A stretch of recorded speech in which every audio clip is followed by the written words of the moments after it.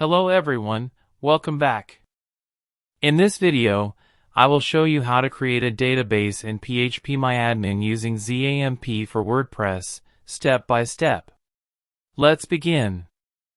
Before we start, make sure XAMPP is already installed on your Windows computer.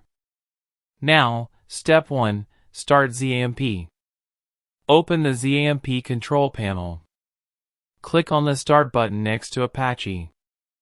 Then click Start next to MySQL. Make sure both services turn green.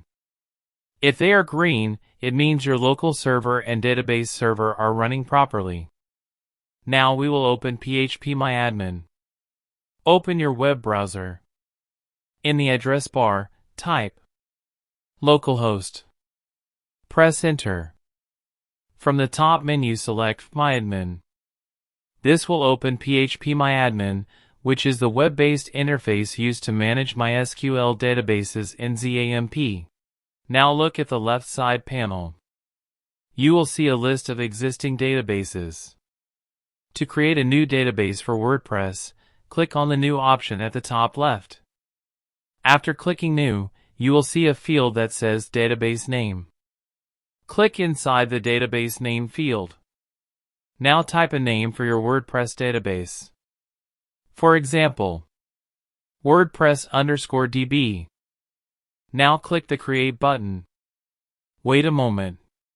On the left side panel, you will now see your new database listed. Click on the database name WordPress_DB. You will notice that it is currently empty. That is completely normal. WordPress will automatically create all necessary tables when you run the installation process. In XAMPP, the default MySQL username is root and by default it has no password. You can create a separate database user. To do that, click on Privileges at the top. Click Add User Account.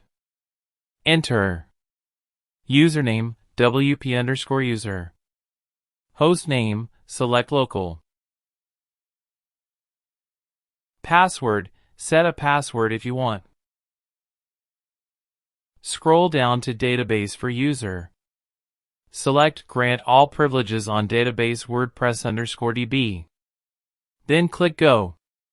Now you have a dedicated database user for WordPress.